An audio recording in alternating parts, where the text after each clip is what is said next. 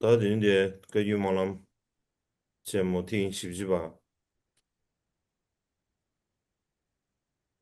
给他们这送去给人不打，Rozpoczynamy 40 Kadziu家里有啥地 i 方了？rozpoczynamy je od tak zwanych przedmynlamowych 家 nauk. 里给经过了家最强大，给给这中国是先不去了，可下温度大呢，Więc najpierw 这 chciałbym 里啊需要个月光了 e, 吧它，pozdrowić 那么看给人新 Gyaltsaba Rinpoche, który przybył na Kadziu Menlam oraz wszystkich innych Rinpoczów Turku, wszystkich lamów, Kempo, 对 nauczycieli, 对，那当然信息给 wszystkich członków Sangi, 啥叫啥叫这 wszystkich świeckich, którzy przybyli z całego 啊，świata. 对，当然啥子。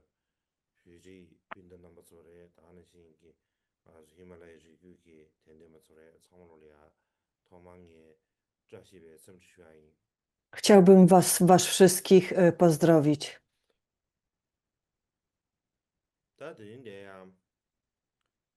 的 Więc dzisiaj, 根据马上听习主呗，给我这搞不得了呀，但 podczas 对 tego 人 40 Kadziu 这 Menlam, 里教育建设，从过去先不错呢，那么你是 y, 想给 te 往 nauki 这里的啥？przedmynlamowe wyglądają nieco inaczej, ponieważ mamy 2 dni 但对人家你想 Abhiszeki. 给 Gyaltsab 往 Rinpoche 这 zgodził 里 się udzielić 另外一 tej 个 Abhiszeki i myślę, że to 啥子？jest wspaniała okazja dla nas wszystkich. 网络面啊，W szkole 这 Karma 里这 Kamzang 这个东西，以色列人家那对起诉，那的m- 举报的娘的，kiedyś kultywowaliśmy praktyki, pielęgnowaliśmy praktyki Abhisambodhi Vairochany, 该什么这个青年娘把这么多不是 ale 的呀，当然是可以的呀，one przestały być tak popularne w którymś 是不是 momencie. 的？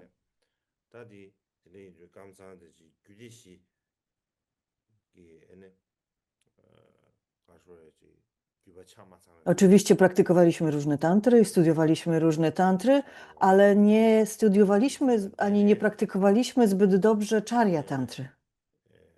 I z tego powodu 啊这中国些，这是我们是说呢，啊就啥些给。poprosiłem Drung Gyaltsaba Rinpoche, który wcześniej otrzymał Abhishekę Abhisambodhi Vairochany od Sakyatrizina Rinpoche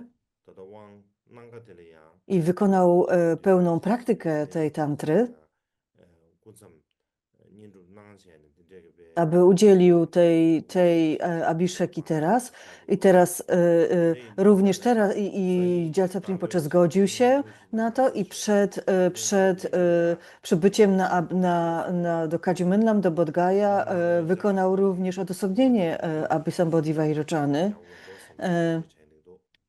Dlatego pomyślałem, że dobrze by było, skoro Gyaltsab Rinpoche będzie przez 2 dni wykonywał tą Abhishekę, udzielał różnych etapów tej Abhiszeki, pomyślałem, że dobrze jest przekazać wam pewne wprowadzenie,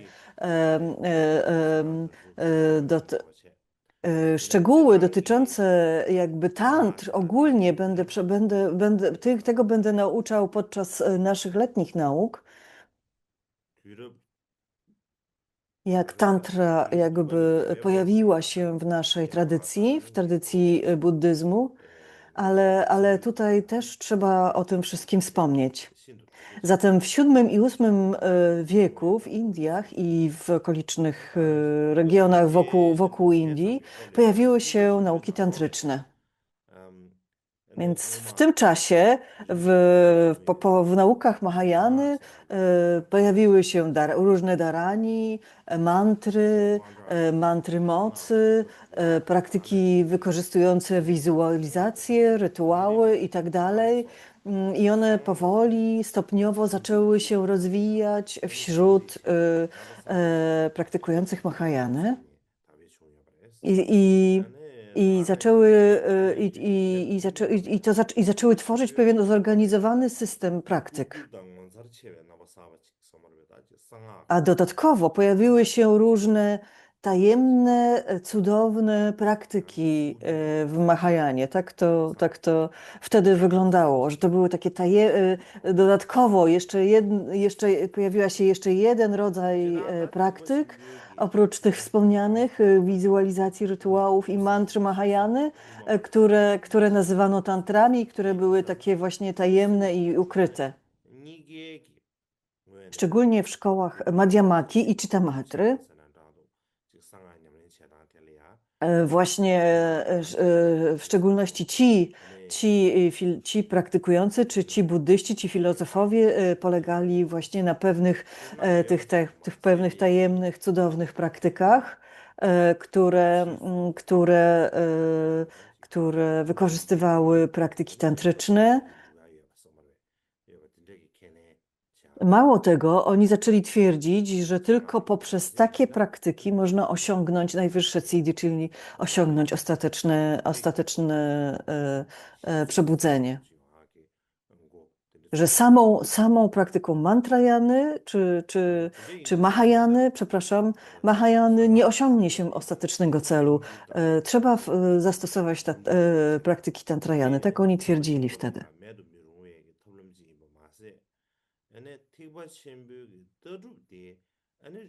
Więc te wszystkie cudowne, ukryte praktyki najpierw były specjalnymi praktykami Mahajany, ale jak zaczęły się rozwijać,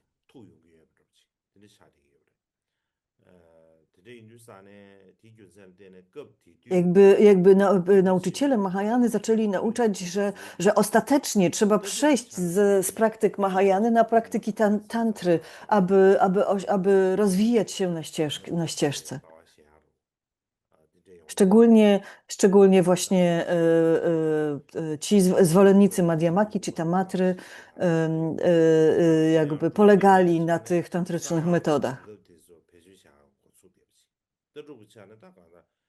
Również zwolennicy szkoły Tatagarby, czyli takiego tybetańskiego Shentong, również zaczęli podlegać na praktykach tantrycznych.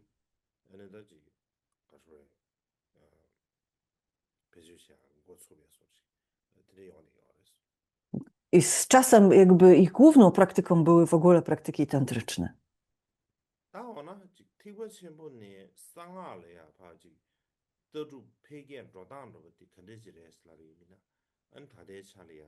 Jak zaczniemy się zastanawiać, jak tantra pojawiła się, skąd tantra w ogóle pojawiła się w Mahajanie, to do tej pory nie jest ostatecznie jakby zdecydowane. Nie jest, to nadal jest jakby, nadal nie wiemy dokładnie, jak to się stało.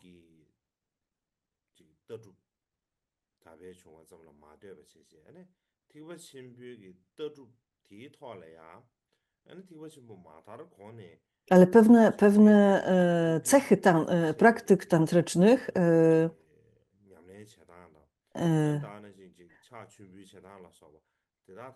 ponieważ one były utrzymywane w tajemnicy, były praktykowane w tajemnicy, wygląda być może, że one już były od dawna praktykowane w pewnych częściach Indii, ale były po prostu utrzymywane bardziej w tajemnicy, a w pewnym momencie, właśnie w tym VII-VIII wieku, zaczęły być takie bardziej popularne, przekazywane, ponieważ wtedy rozwinęła się bardzo Mahajana. Przekazy zostały przekazywane zwolennikom Mahajany w taki bardziej otwarty sposób, to znaczy przestały być tak bardzo ściśle tajemne, były nieco mniej tajemne i stąd jakby zaczęły się upowszechniać. Wielu uczonych dzisiaj mówi, że na przykład wielu japońskich uczonych uważa, że praktyki, że właśnie ta czarya tantra była jakby najważniejszą tantrą wówczas a pośród tantry, czarya tantry, główną tantrą była właśnie Abhisambodhi Vairochany. Tantra Abhisambodhi Vairochany i Vajrasekara. Że na przykład w tradycji japońskiej nazywano je czystymi tantrami, czyli mitsu mitsu po japońsku. Mitsu mitsu, czyli takie, to były takie czyste tantry. Wcześniejsze tantry, które docierały do Japonii z tej kategorii charya tantry, nazywane były takimi tantrami zmieszanymi, zomitsu. Nie mitsu mitsu, tylko zomitsu. I,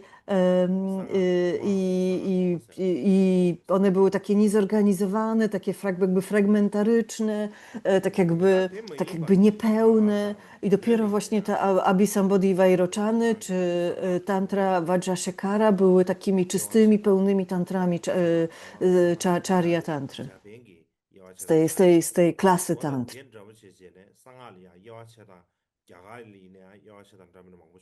W Japonii właśnie dzieli się tantry na takie zmieszane czy niepełne, na pełne i czyste, tak? Natomiast w Tybecie, kiedy mówimy o tantrach, to zazwyczaj dzielimy je na 4 klasy tantr.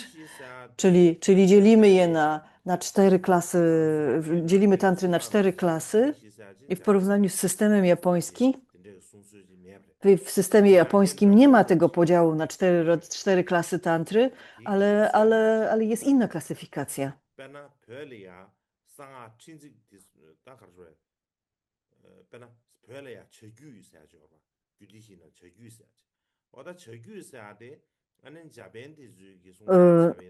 W klasyfikacji tybetańskiej te fragmentaryczne, niepełne tantry zostały włożone do kriya tantry. Czyli jakby to, co w Japonii nazywa się właśnie takimi niepełnymi czy zmieszanymi tantrami, to w Tybecie włożono do klasy kriya tantry. I w Tybecie mówi się również, że Abhisambodhi Vairochany, ta tantra należy do charya tantry. Natomiast Vajrasekara, którą inni włączają do charya tantry, w Tybecie włącza się ją do yoga tantry, do tej klasy yoga tantry.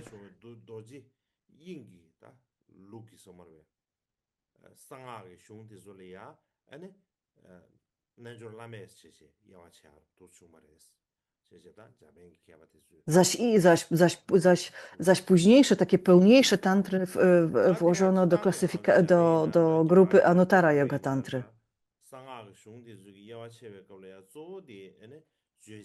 Więc w Japonii, Indiach czy Tybecie różnie dzieli się tantry. Dzieli się je pod względem tego, jakie bóstwo jest w danej tantrze. Dzieli się je również chronologicznie, kiedy one się rozwijały, kiedy powstały. Na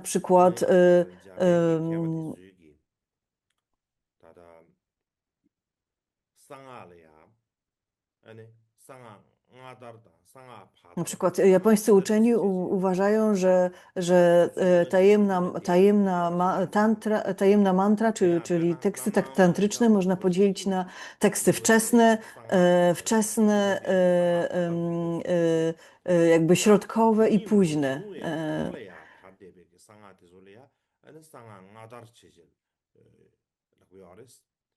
Czyli to były jakby tantry wczesnego przekazu, tantry pośredniego przekazu, czy też środkowego przekazu i tantry późnego przekazu.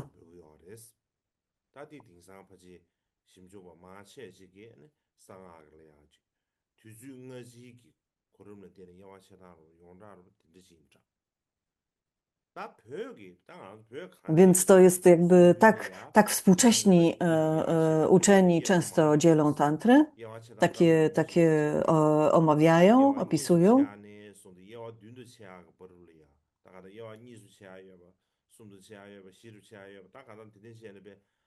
Czyli istnieje wiele różnych jakby możliwości, wiele różnych klasyfikacji Można tantry dzielić na wiele różnych sposobów. My w Tybecie zazwyczaj dzielimy je na cztery klasy tantr. To jest jakby taki najpopularniejszy w Tybecie rodzaj klasyfikacji. Na przykład tradycja Nyingmy dzieli sekretną mantrę, tajemną mantrę na dziewięć pojazdów. I to jest taka ich specjalny rodzaj klasyfikacji i oni dzielą tantry na trzy klasy, na Kriya, Upa i Yoga. Natomiast szkoły Kagyu, Sakya, Gelug, Jonang, Shalu i tak dalej, my wszyscy dzielimy tantry na cztery klasy.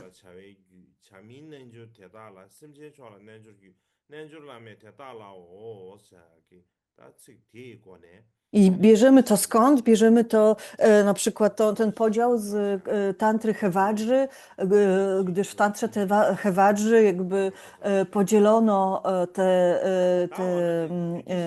te właśnie tantry na Kriya, jogę,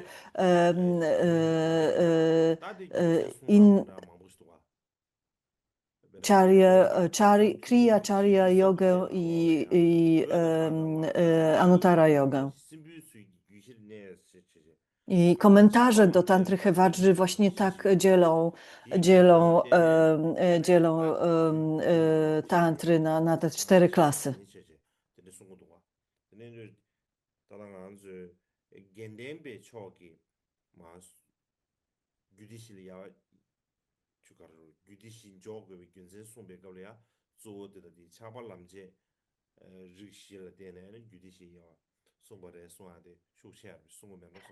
W szkole Gelugpa mówi się, że dzielimy tantry na różne klasy w zależności od tego, jak reagujemy, jakby wyrażamy swoje pożądanie. Poprzez uśmiechy, spojrzenia, trzymanie dłoni albo uściski, tak? I tantry również dzieli się odpowiednio w taki sposób, czyli taki łagodny i bardziej zaangażowany sposób. Czyli na przykład tutaj jest bardzo wyraźny jakby podział, który mówi o tym, że w Kriya Tantrze nie ma wizualizacji siebie jako bóstwa, w Charya Tantrze jest wizualizacja siebie jako bóstwa, ale nie ma jakby zapraszania istoty mądrości. W Yoga Tantrze jest zarówno wizualizacja siebie jako bóstwa i zapraszanie istoty mądrości, ale na koniec praktyki prosi się istotę mądrości, aby wróciła do swojej krainy. Natomiast w Anuttara Yoga Tantrze jest i zarówno wizualizowanie siebie w formie bóstwa i zapraszanie istoty mądrości i nie odprawia się, że tak powiem, tej istoty mądrości na koniec praktyki. I tak w ten sposób jakby w szkole Gelugpa szczególnie rozróżnia się te cztery klasy tantr.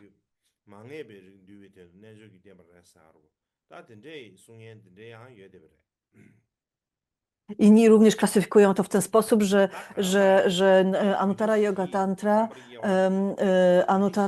Tantra była tworzona dla wszystkich, odpowiadała takiej kaście zwyczajnych ludzi, Yoga Tantra odpowiadała kaście królewskiej, Charya Tantra odpowiadała kaście ministrów, a Kriya Tantra odpowiadała kaście braminów. Na przykład. Też są tego rodzaju podziały, tak? Albo że Charya Tantra poskramia złość, Kriya Tantra poskramia głupotę, Yoga Tantra poskramia różne rodzaje klesi i tak dalej. Więc są różne rodzaje klasyfikacji, różne rodzaje podziałów.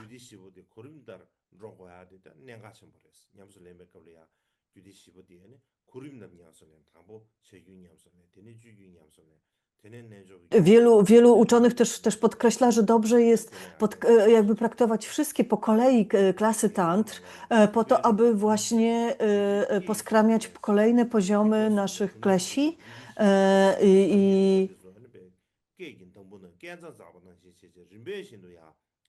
że na przykład to właśnie o tym również uczy Tantra Hewajrzy, która uczy, że to są takie jakby poziomy tantry i że Tantra właśnie Hewajrzy nauczana jest i praktykowana jest jakby na końcu.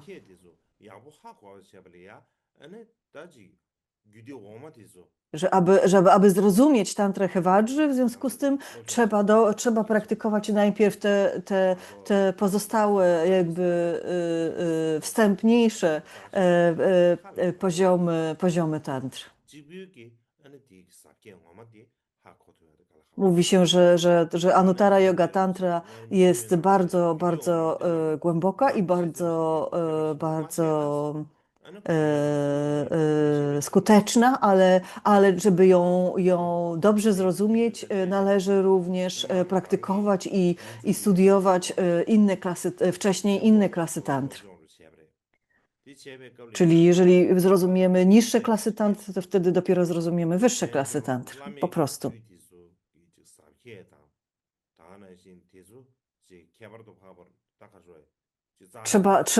Trzeba zrozumieć jakby główne punkty, główne istotne założenia Kriya Charya i Yoga Tantry, aby zrozumieć Anuttara Yoga Tantry.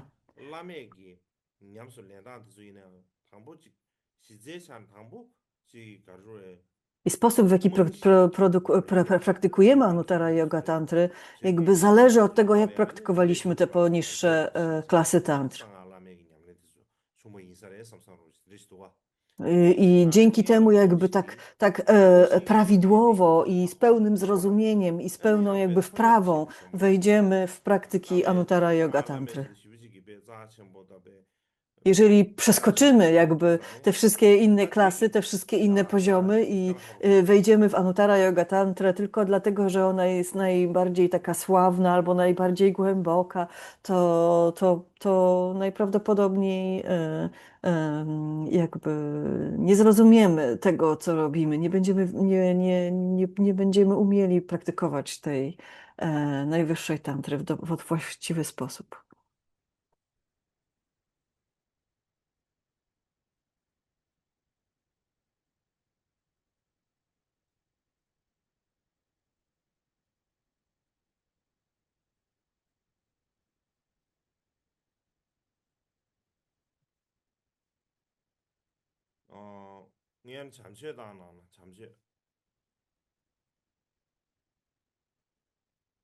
Więc teraz będzie przerwa na herbatę, bo jak światłowność wygląda, no to ma jakiś problem techniczny do rozwiązania.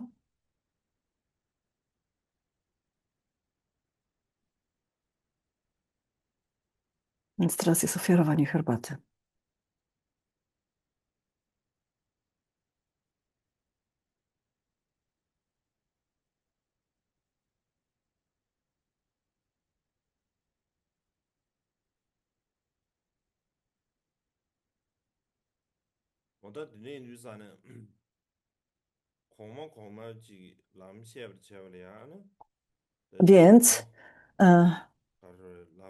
Więc podsumowując, jeżeli chcemy praktykować wyższe klasy tantr musimy najpierw zrozumieć i praktykować niższe klasy tantr.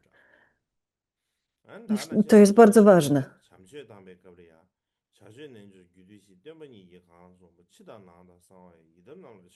Na przykład, kiedy ofiarowujemy herbatę, ofiarowujemy je Kriya Charya Yoga i nieprzewyższonej tantrze i wszystkim nauczycielom i wszystkim bóstwom idamom tych wszystkich klas tantry i tak dalej.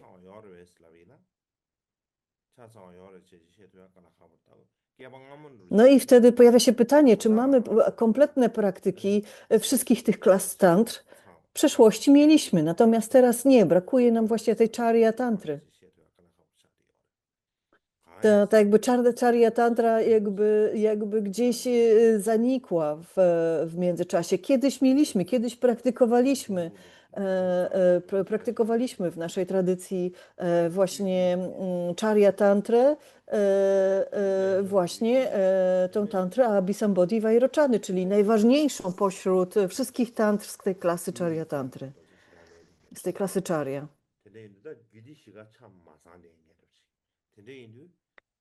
W Yoga Tantrze mamy praktykę Sarva Vida i mamy Kriya Tantry, mamy różne praktyki Kriya Tantry, mamy wiele praktyk Anuttara Yoga Tantry, natomiast brakuje nam jakby w naszej tradycji tej tantry Charya Tantry i brakuje nam tych nauk, brakuje nam zrozumienia tej tantry i brakuje nam przekazu tej tantry. Dlatego tak ważne jest, abyśmy odnowili, wrócili do praktyki Abhisambodhi Vairocana.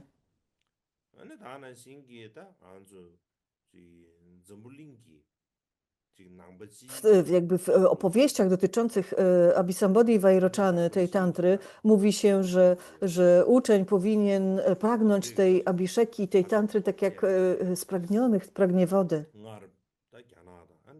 Ogólnie w historii nauk Buddy, z tej historii wiemy, że w Chinach i Japonii jednym z najważniejszych tekstów w całej jakby tantrycznych czy buddyjskich były właśnie teksty dotyczące Abhisambodhi Vairocany.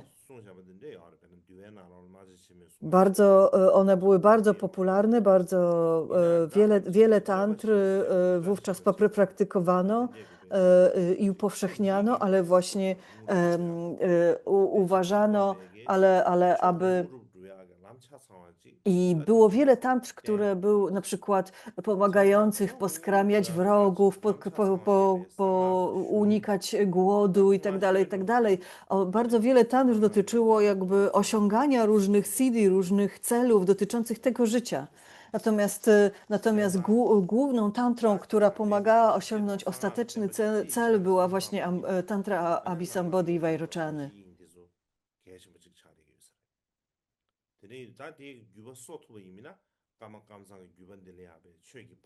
Dlatego musimy pamiętać, że tantra Abhisambodhi Vairocany i również tantra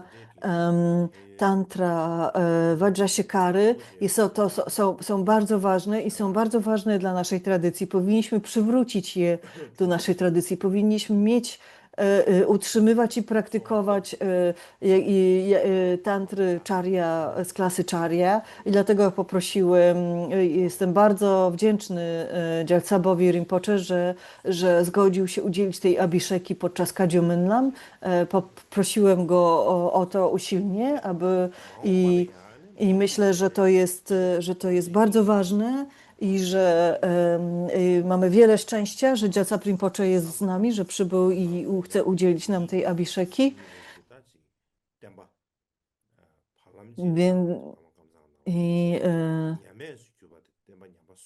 Powinniśmy utrzymywać tą praktykę później w naszej linii. To jest bardzo ważne.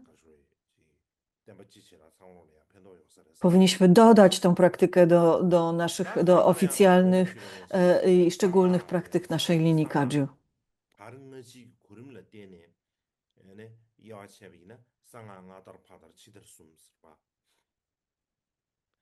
Teraz, kiedy mówimy o tym stopniowym rozwoju tantry, z tego wczesnego okresu, środkowego okresu, późnego okresu i tak dalej, mówiliśmy o tym, prawda? Więc jak rozróżniamy te okresy? Jak rozróżnić? Bo to jest bardzo, bardzo trudne tak naprawdę, bo ten podział nie jest jakby taki oczywisty i jasny. Mówi się, że właśnie Abhisambodhi Vairocany należy do tej środkowego okresu.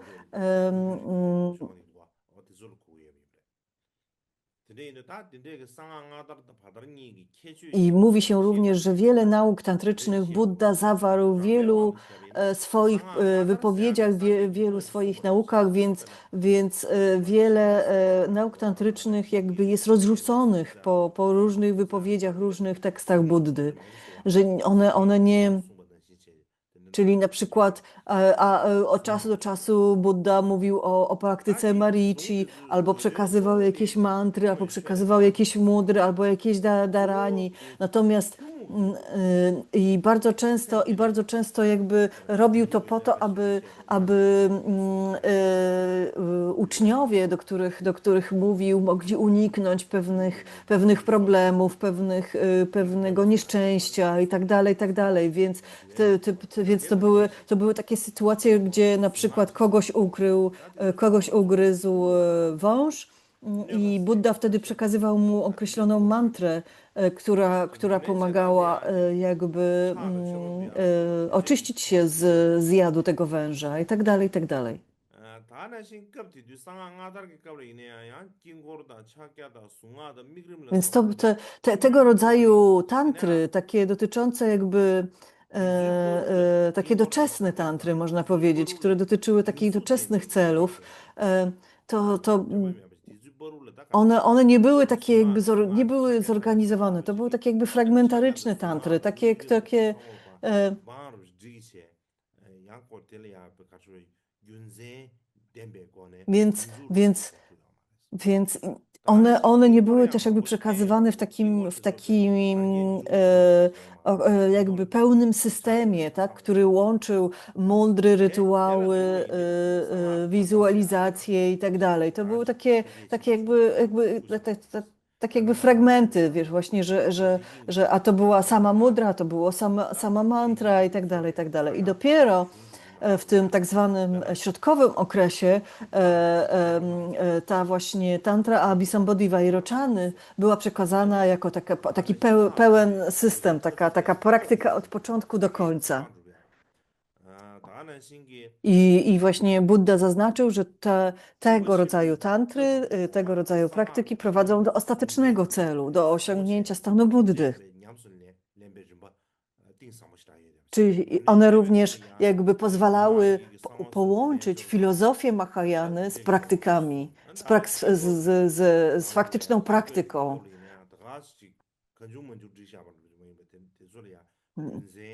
Czyli wtedy wprowadza, czyli pojawianie się tych różnych bóstw w mandali, wizualizowanej mandali, ta cała struktura tych tantr jakby odpowiada właściwej filozofii, właściwym poglądom Mahayany. I właśnie jakby taką pierwszą z tego rodzaju tantry była właśnie tantra Abhisambodhi-Vairochany i tantra Vajrasekary. I również ta tantra Maha-Vairochany.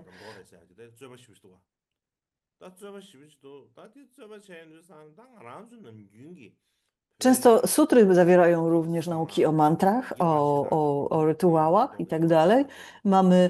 Więc często niektórzy mają problem z tym, jak oddzielić tego rodzaju sutry od tantr. Często naprawdę trudno jest powiedzieć, czy to jest sutra, czy to jest tantra. Naprawdę. Wszyscy mają z tym problem. Wielu uczonych się o to spiera. Na przykład japońscy uczeni mają określony pogląd na ten temat.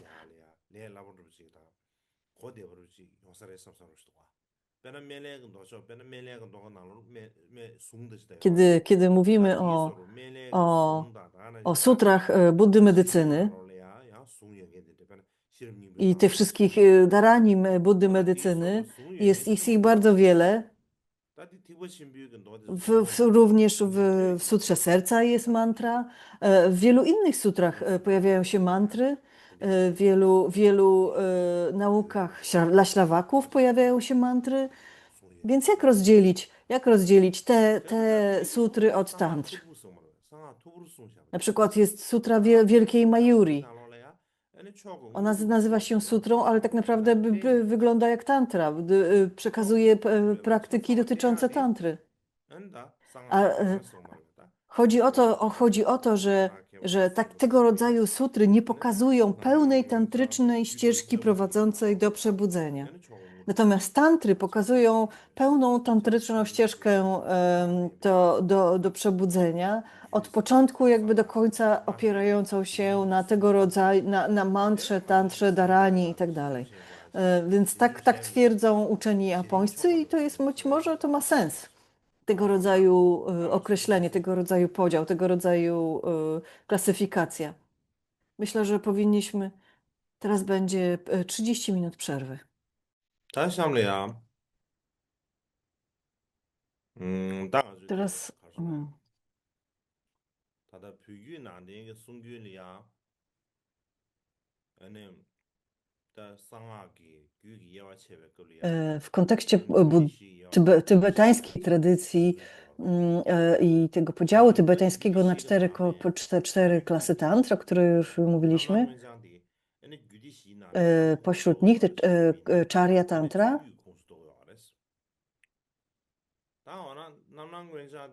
to w tybetańskiej tradycji właśnie Abhisambodhi Vairochany jest,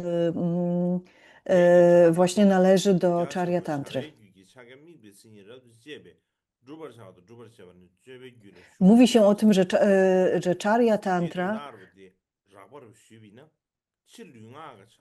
mówi się, że Kriya Tantra polega na mudrach i określonej wizualizacji, natomiast Charya Tantra polega na określonym działaniu, czyli Charya Tantra to jest jakby, to są sposoby oraz rezultaty praktyki polegającej na wykonywaniu określonych mudr, na recytowaniu określonych tantr, na korzystaniu z określonych przedmiotów rytualnych, na określonej wizualizacji i jakby cała tego rodzaju praktyka, czy rezultaty płynące z tego rodzaju praktyki nazywa się Charya Tantrą.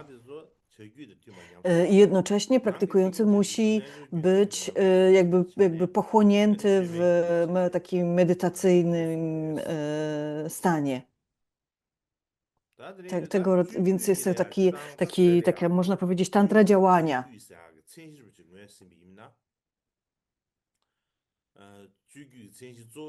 Czy przykładami Charya Tantry w Tybecie i najważniejszym jest właśnie Abhisambodhi Vairochany. Poza tym innymi tantrami Vairochany była tantra Abhisheki Vajrapani.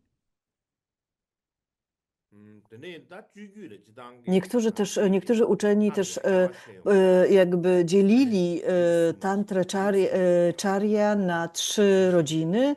Na rodzinę Tathagaty, na rodzinę Padmy i na rodzinę Vajry.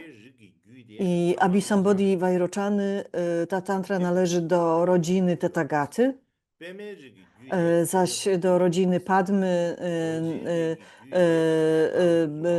należą tantry, które nigdy nie zostały przetłumaczone na język tybetański, zaś do rodziny Vajry należy właśnie tantra Abhisheki Vajrapani.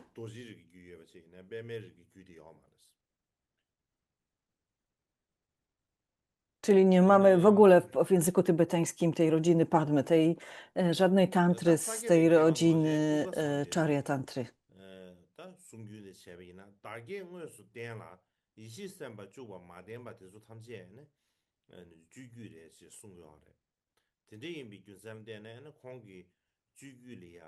Więc mówi się, że kiedy wykonujemy wizualizację siebie jako bóstwa, ale nie przywołujemy bóstwa mądrości, to wykonujemy właśnie Charya Tantrę.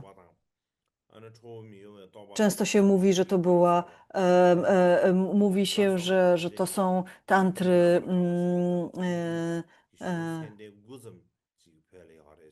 Manjushri Mula Tantra, Ekavira Sadhana, Marichi Vikapala, Achala Vikapa i tak dalej. Jest wiele tantr należących do Charya Tantry w Tybecie.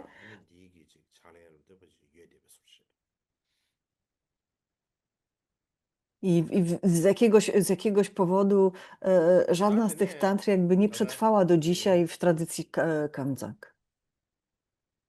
nie jest praktykowana do dzisiaj w 다, tradycji 다 Kanze. 이거도 규신다 고시라 주먹고 주먹어지 다 조디 남남외자 차대 거봐 남남외자 세요 저버텔이야 남버단지 시몽버 찬주 Więc tak jak 남버시 powiedziałem, 신기라 버신 신기라 główną 버신 tantrą Charya Tantry jest Abhisambodhi Vairochany. 센차 상으로부터 드리지래도 와. 다 디기 남남외장기 I drugą główną jest Tantra Abhisheki Vajrapaniego. Natomiast rodziny lotosu żadna nie została przetłumaczona na język tybetański.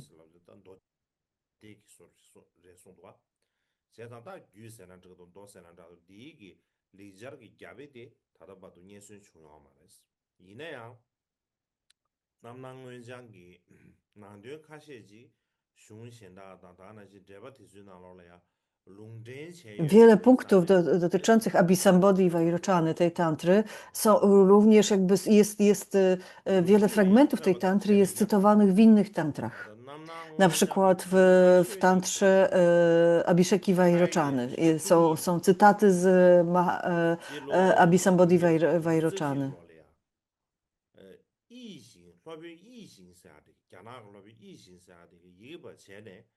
ane gyaga lobe chimen june singis shudakara warma saadi shudakara singha Na przykład my nie mamy również żadnych komentarzy do tych tantr, natomiast są komentarze w języku chińskim, na przykład i wiemy, że w XII wieku całą tantrę Abhisambodhi Vairochany przetłumaczono w XII wieku na język chiński. Przepraszam, tak, w XII wieku.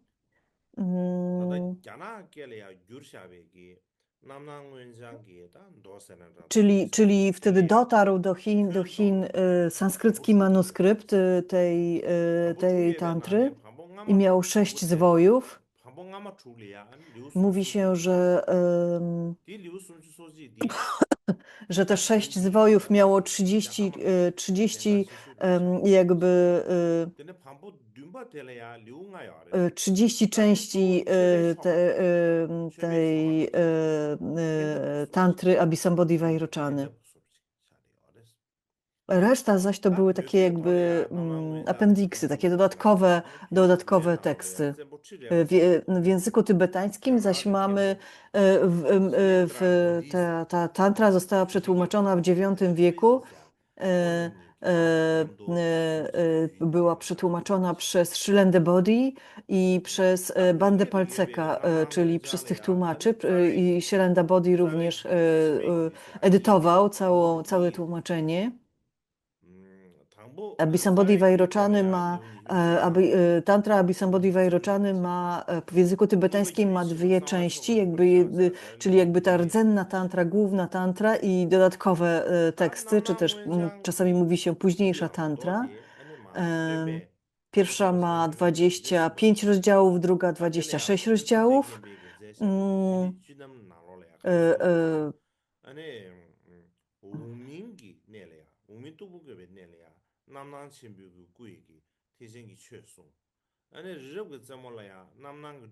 Mówi się, że po raz pierwszy Buddha przekazał tą tantrę w Akanishta, w Akanishta i przekazał ją Vajrapaniemu.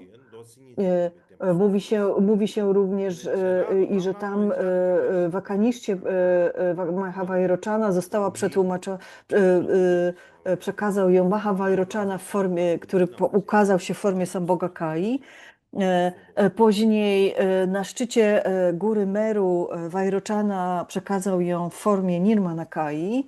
Potem również na wzgórzu Sępów Mahavairochana przekazał ją w formie Nirmanakani Buddy Shakyamuniego. Również przekazał ją wraz z różnymi innymi sutrami i tak dalej. Ale główny tekst, główne nauki dotyczące Abhisambodhi Vairochany były nauczane przez Mahavairochanę, Buddę Mahavairochanę właśnie w Akanishta. tej czystej krainie. 벨레야 아니 다다 리우듀마도 매버래 마도베게 아니 규치마 Mówi się, że Vajroczana przebywa jakby na stałe, jakby zamieszkuje swoją czystą krainę Vajroczany, która się nazywa Kusumatala Garbhavyuha Alamkara. 다다 벽에 돌 규샤베게 규치메가 나로는 매데거든요. I stąd jakby z tych tantr również pochodzą różne pochwały Buddy Vajroczany, które zostały również przetłumaczone na język tybetański i są dość popularne w tradycji tybetańskiej. Same te pochwały. 나 제상 부대를 무시기 규리주남 나로래야네. 가져보다. 다다 Więc Button Rinpoche w swoim jakby tekście, który omawia jak różne klasy tantr,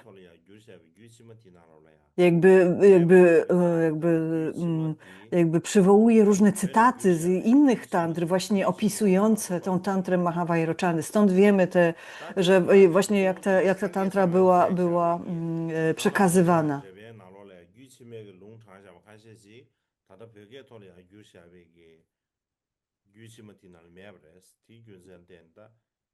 I stąd jakby wiemy, że niektóre fragmenty, czy też niektóre wersje tantry Abhisambodhi Vajroczany jakby w ogóle nie zostały przetłumaczone jakby na język tybetański, albo w ogóle nie przetrwały do dnia dzisiejszego. A są wymieniane, są cytowane na przykład w różnych komentarzach. W chińskiej tradycji głównym i też jakby główną osobą, główną bodhisatwą orszaku Vajroczany był Vajrapani i to właśnie jemu najpierw aby Mahavajroczana przekazał tantrę Abhisambodhi Vajroczany.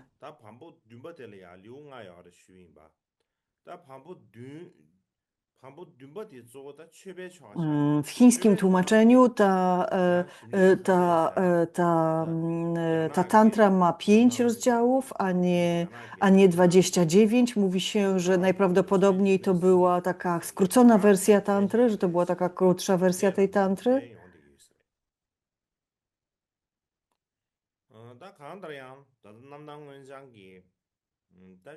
Niektóre komentarze zostały dodane przez tłumacza do tej tantry, niektóre jakby takie notatki.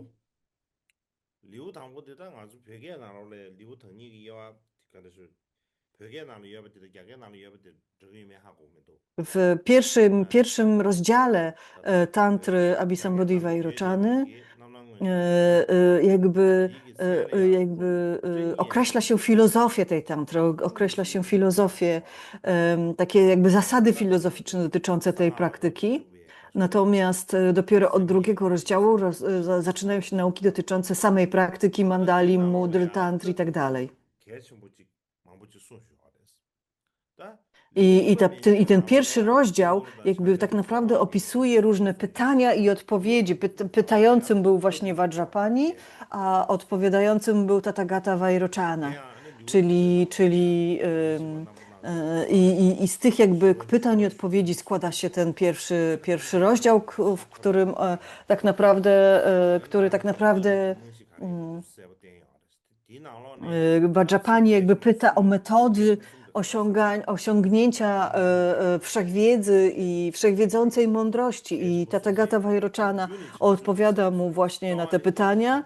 I to jest jakby takie najbardziej znane, takie esencjonalne zdanie jego jest takie, że przyczyną jest bodhicitta, rdzeniem czy też korzeniem jest wielkie współczucie, a ostatecznym są zręczne metody. To jest takie jedno jakby takie esencjonalne, najważniejsze zdanie tego rozdziału określające filozofię zawartą w Charya Tantrze, czy też, a w szczególności w tej tantrze Abhisambodhi Vairochany.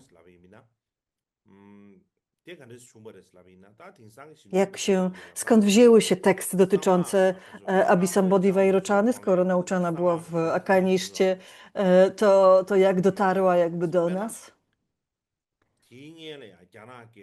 Wiemy, że w dawnych, na początkach jakby Mahajany, rozwoju Mahajany, na przykład w języku chińskim było bardzo wiele, na przykład kolekcji różnych zbiorów sutr, typu na przykład były taki zbiór Dharani, Ushnisha sutra jednej sylaby, Susiddhi Tantra, Subhahuparichana Tantra i tak dalej, i tak dalej. Bardzo wiele tantr z tej rodziny było obecnych. Szczególnie 남낭문장 다다 문자나게 뭐 유골래 뭐 유골래야 아니 유차워 되는 시간이가 디 균산데네 남낭문장기 więc 유기 딱 하셔야지 Więc one były, więc zanim Abhisambodhi Vairochany była przetłumaczona na język chiński, te wszystkie inne pomniejsze tantry były wcześniej przetłumaczone. Mówi się, że ogólnie przyjmuje się, że jakby sam tekst do Abhisambodhi Vairochany, tekst tej tantry powstał w VII wieku naszej ery. I jakby, bo w tych poprzednich tekstach były wzmianki dotyczące Abhisambodhi Vairochany, ale takie porozrzucane po tych różnych tantrach i sutrach. I w VII wieku jakby zebrano je w jeden tekst dotyczący samej Abhisambodhi Vairochany i ułożono jakby całą liturgię, całe nauki, całą praktykę dotyczącą tej tantry. Xuanzang na przykład, kiedy w tych swoich znanych dziennikach podróży do Indii, które powstały w połowie VII wieku, on nie wspominał w ogóle o Abhisambodhi Vairochanie, ale późniejszy jakby podróżnik chiński, który podróżował do Indii tak mniej więcej 40 lat później, już wspomina o Abhisambodhi Vairochanie, więc pojawia się pytanie, czy to znaczy, że Abhisambodhi Vairochany jakby nie powstała, ta tantra powstała później, czy istniała za czasów Xuanzanga już, czy nie. Być może, że po prostu Xuanzang w ogóle nie był zainteresowany tantrą, w ogóle żadnych tantr nie szukał albo nie zostały mu, że tak powiem, ujawnione, bo były nadal tekstami i praktykami tajemnymi. Wobec czego ciężko powiedzieć, czy za czasów Xuanzanga ta tantra już istniała na przykład w Nalandzie, czy nie.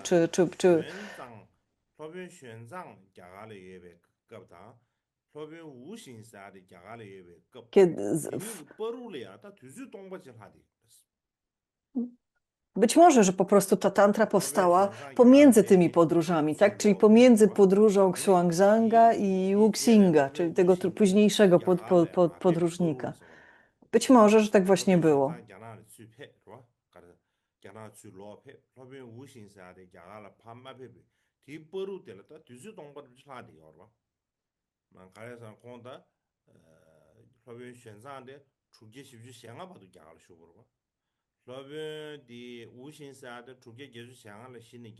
Czyli Xuanzang był w Indiach w 645 roku, a Wuxing był w 685 roku. To jest 40 lat różnicy i być może, że właśnie w tych 40-leciu ta praktyka, tekst do tej praktyki, do tej tantry właśnie został spisany, jakby powstał w Indiach. Czyli jakby taki skompilowany ze wzmianek z różnych innych tantr, zebrany razem tekst dotyczący Abhisambodhi Vairochany, samej Abhisambodhi Vairochany, tej tantry, jakby zebrany w jeden tekst. Tak czy inaczej, przyjmujemy, że ten tekst powstał właśnie w połowie VII wieku.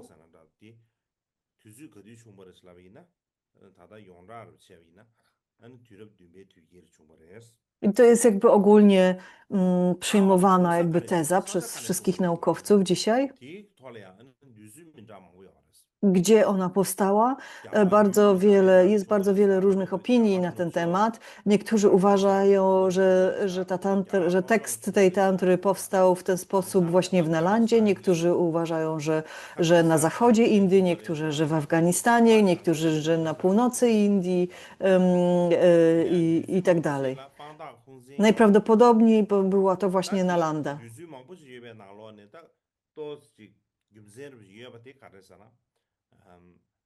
Niektórzy nawet mówią, że to był Jaipur. Znaczy, przepraszam, niektórzy też uważają, że w VIII wieku ta tantra Abhisambodhi Vairochany była bardzo popularna w Jaipurze i pośród ludności zamieszkujących północno-zachodnie Indie. Dlatego oni uważają, że powstała właśnie w zachodnich Indiach, bo w północno-zachodnich Indiach była praktykowana. Ale z drugiej strony wiele innych jakby dowodów czy też sugestii jakby mocno sugeruje, że powstała właśnie w Nalandzie, a potem została przeniesiona do północno-zachodnich Indii. 제사다 뒤럽 개베 둥고네 송대다가 남남원장기 유단 도디 다다 야가 누장 쇼리아 간다 달비 갈아간서 슉심부 중차와 직차리가 그래서 Więc później w VIII wieku była to już bardzo popularna praktyka. 야나다 자뱅기 수균기 시수즈 좀 찍리야 가려 그랬잖아 남남원장 리아 Zgodnie z japońskimi i chińskimi źródłami była krótsza i dłuższa wersja tej tantry. I to, co przetrwało do dnia dzisiejszego, najprawdopodobniej jest to właśnie tą krótszą wersją. Podobno ta dłuższa miała 100 000 wersów i zajmowała 300 000 zwojów.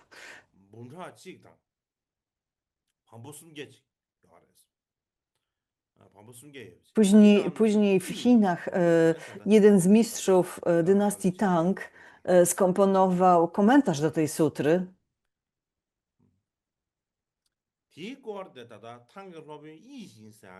I w Japonii również była ta sutra, przepraszam, komentarz do sutry Mahavairochany, w którym omawia się również tę tantrę. Była ona również bardzo popularna w Japonii. Ale zawsze jakby, ale tam już dotarła tylko ta skrócona wersja.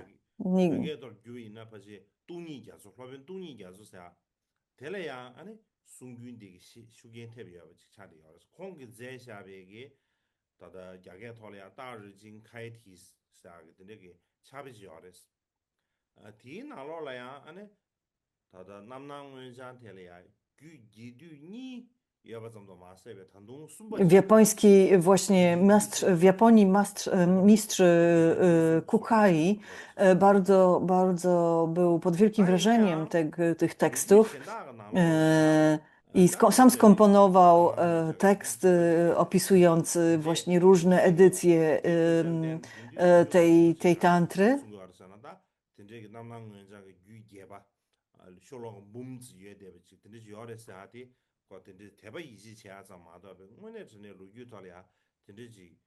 Najprawdopodobniej w 300 000 zwojów w ogóle takiej tantry nie było. Być może, że była to po prostu taka wiara, takie przekonanie ludzi, że ta tantra musiała być tak długa i w tej Akaniszcie taką wielką tantrę Mahavairochana przekazał.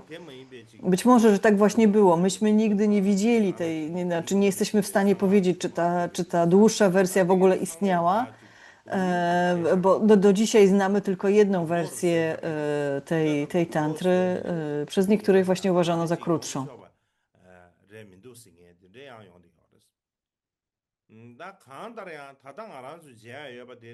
Tak czy inaczej, niektórzy uczeni uważają, że to niemożliwe, żeby tak długa tantra Abhisambodhi Vairochany w ogóle istniała.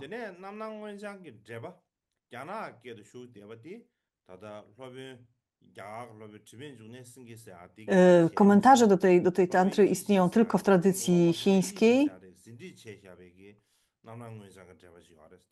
One zostały po chińsku nauczane przez indyjskiego mistrza Shubhakarashimy i spisane przez mistrza Yixinga z dynastii Tang w VII czy VIII wieku.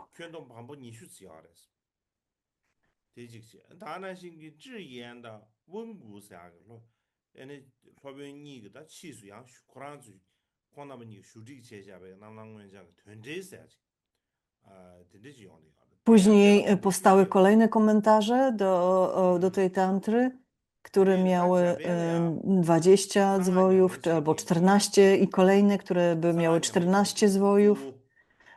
I one zostały spisane przez tantryków, przez praktykujących tantrę mistrzów w Chinach.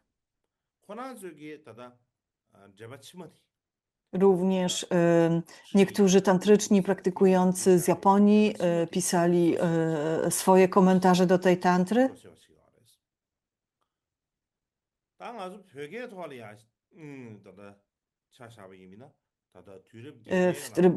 W tradycji tybetańskiej w VIII wieku był mistrz Buddha Guhya, który skomponował krótki komentarz i długi komentarz do tej tantry i który został przetłumaczony na język tybetański. W XV wieku Golo Tsawwa Shonupal jakby zedytował jeszcze raz to tłumaczenie.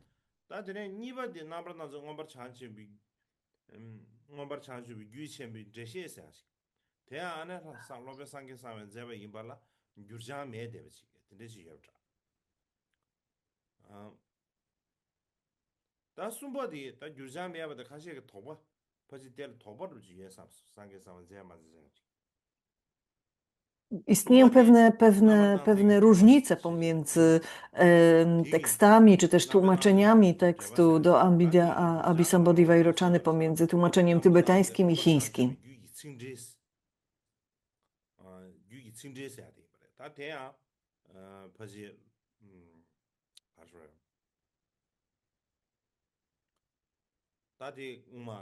Czyli wygląda na to, że być może, że w sanskrycie były już różne wersje tekstu.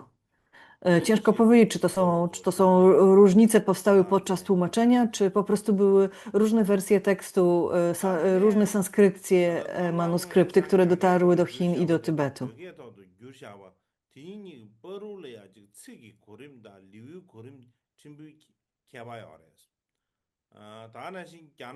Te różnice tak czy inaczej są niewielkie, dotyczą kilku rozdziałów.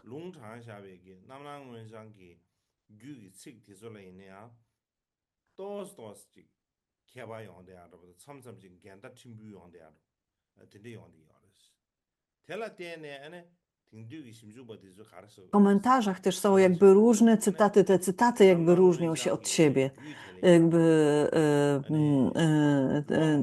tych tekstów i stąd jakby i być może, że były różne rewizje tego tekstu, być może, że po prostu ten tekst powstał raz i potem był edytowany i różni tłumacze otrzymali różną wersję przed edycją, po edycji i tak dalej, kto wie.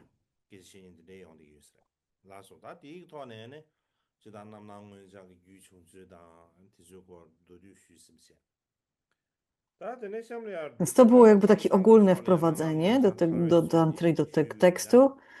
Teraz zastanówmy się, jak ta tantra pojawiła się w tradycji Karma Kamjang.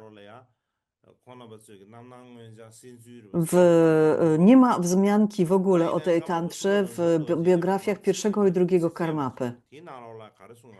W ogóle nie ma wzmianki o tym, aby ci karmapowie otrzymali taką abhishekę, aby otrzymali takie nauki.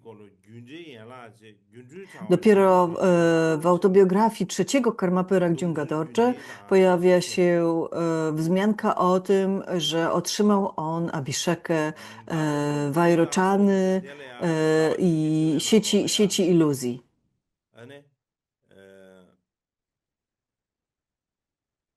w złotym różańcu biografii Kadziu również wspomina się o tym, że Rangjung Dorje otrzymał Abhisambodhi Vairochan.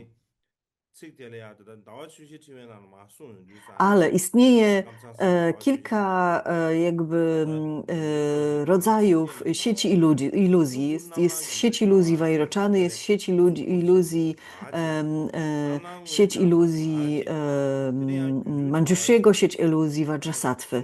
Więc niektórzy uważają, że Rangjung Dorje otrzymał sieć iluzji Vairochany, a nie Abhisambodhi Vairochany. Natomiast Situ Panchen Cheki Jungne uważał, że Rangjung Dorje właśnie nie otrzymał sieci iluzji Vairochany, ale właśnie tę Abhishekę Abhisambodhi Vairochany. Jeżeli Situ Panchen miał rację, to by oznaczało, że Rangjung Dorje był pierwszym z Kadziupów, którzy w naszej tradycji Karma Kamjang, który otrzymał pełny przekaz Abhisambodhi Vairochany. To był jakby pierwszy przekaz w tradycji Karma Kamjang.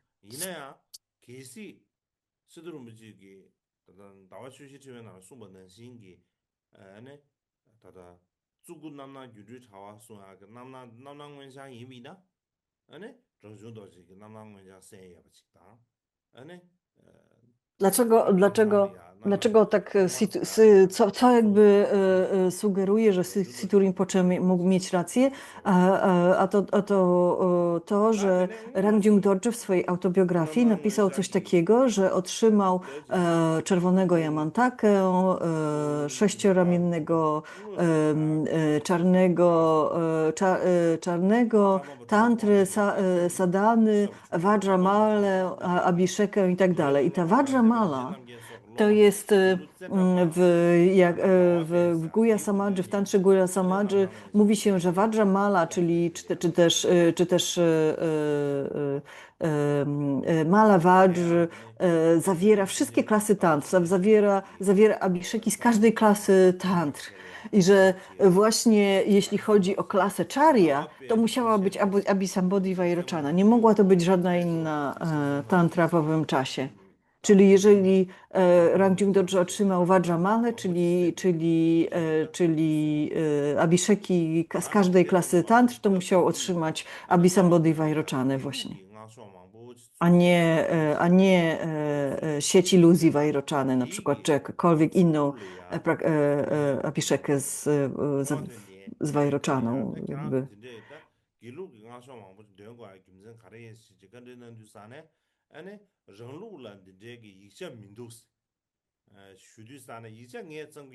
Później wygląda na to, że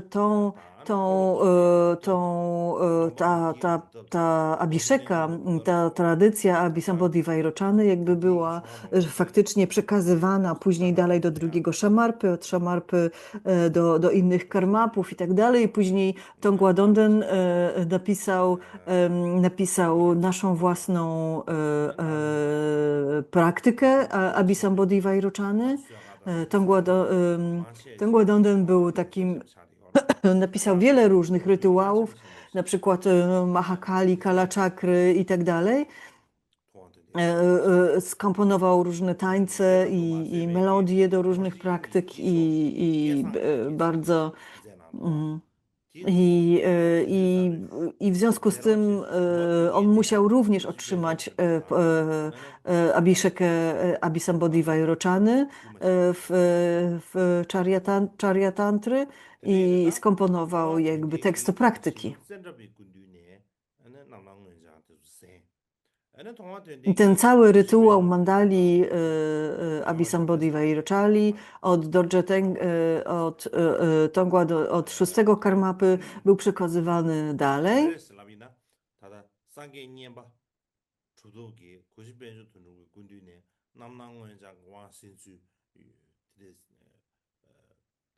Później wiemy, że Sandzia Niempa też i Paldzior, pierwszy Sandzia Niempa, otrzymał to jakby ten przekaz od Gyaltsaba Rinpoche, od pierwszego Gyaltsaba Rinpoche i otrzymał cały przekaz, nie tylko i Lung, i Wang, instrukcje do praktyki i tak dalej. I później Sandzia Niempa przekazał to wszystko 8. Karmapie.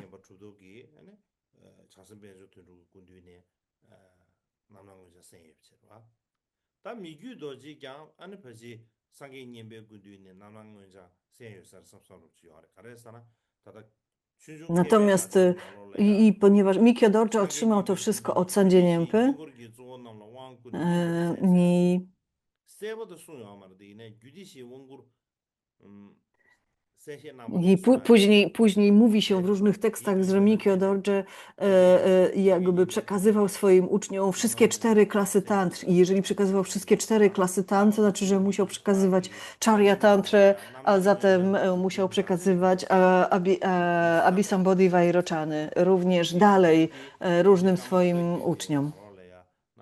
Skomponował również sadanę do tej praktyki, która się nazywa Uśmiechnięty Sierp Księżyca. 대내인류산의 달이 계획에서 중국시 침보네 안에 남낭 원자가 와 나야디 응응기다 그게 고만함기 zepada jesu tymać czadi. Więc teraz fakt, że Gyaltsab Rinpoche później choć Mikio Dorje przekazywał to swoim uczniom, jakby ta praktyka jakby zanikła w tradycji Karma Kamsak, nie była utrzymywana.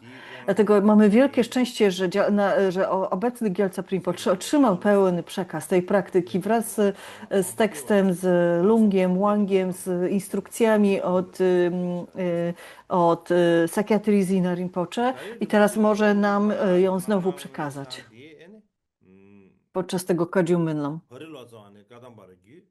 Więc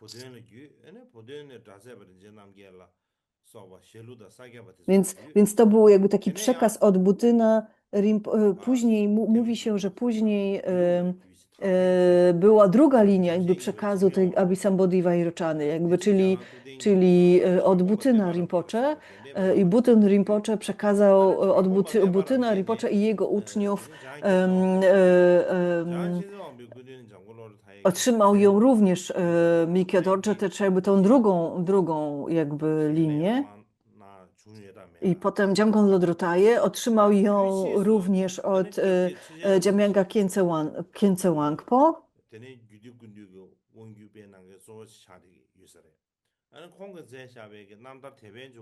Później zaś w tradycji Sakya 18 Triczen Rinpoche był szczególnym jakby takim propagatorem wszystkich klas tantr i w tym właśnie jeśli chodzi o Charya Tantrę, to była Tantra Abhisambodhi Vairochany.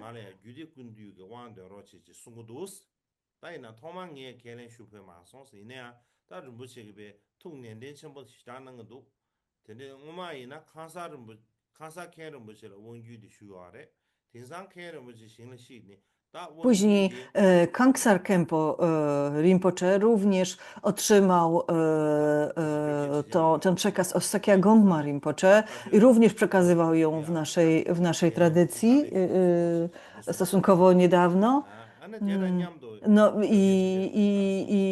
czyli jakby te ostatnie przekazy pochodzą od tradycji Sakya, od szkoły Sakya, wygląda na to, od różnych mistrzów szkoły Sakya do naszej szkoły. Później 16 Karmapa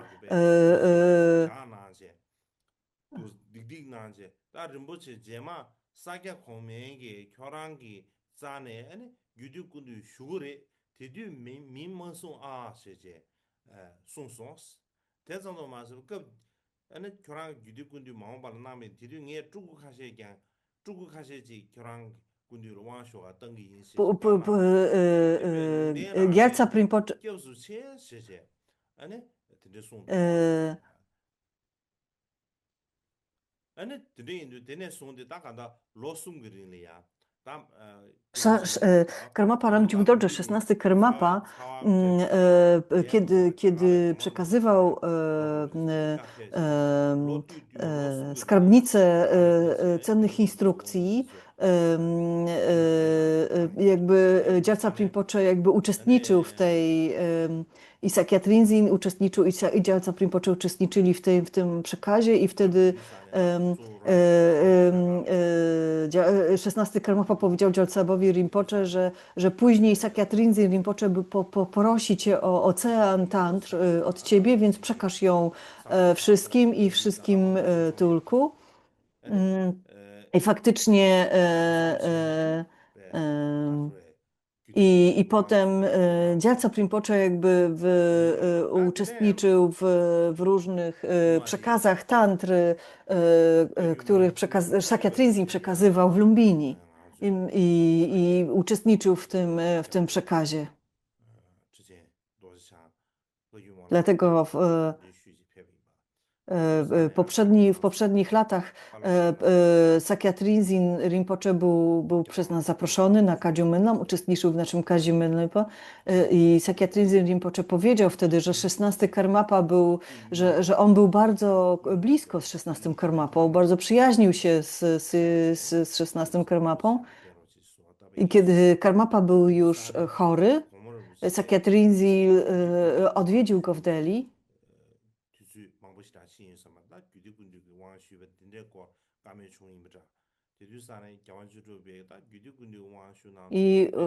I Sixteen Karmapa powiedział,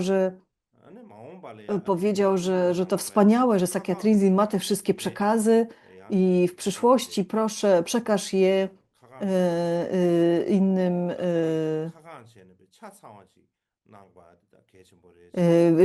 Niektóre z tantry, niektóre tantry i dodatkowe teksty zanikły w tradycji Kamdzang. Proszę przekaż je naszym uczniom w przyszłości.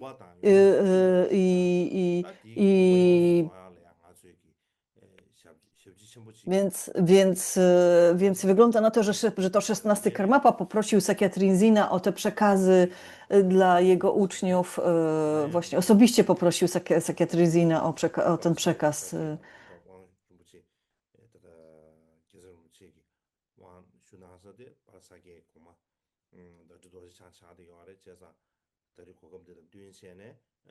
Dlatego właśnie dzięki temu Gyaltsab Rinpoche mógł otrzymać ten przekaz od Sakya Trinzina Rinpoche, a mamy wielkie szczęście, że otrzymamy go również od Gyaltsaba Rinpoche teraz.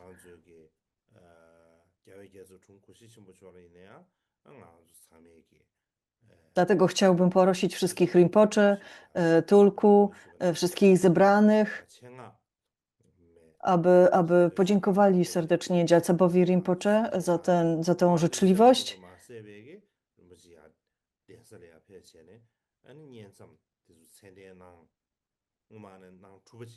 Kiedy poprosiłem Gyaltsaba Rinpoche o ten przekaz podczas Kadziu Menlam, on wrócił do swojego klasztoru i zrobił całe odosobnienie tej praktyki, tej tantry.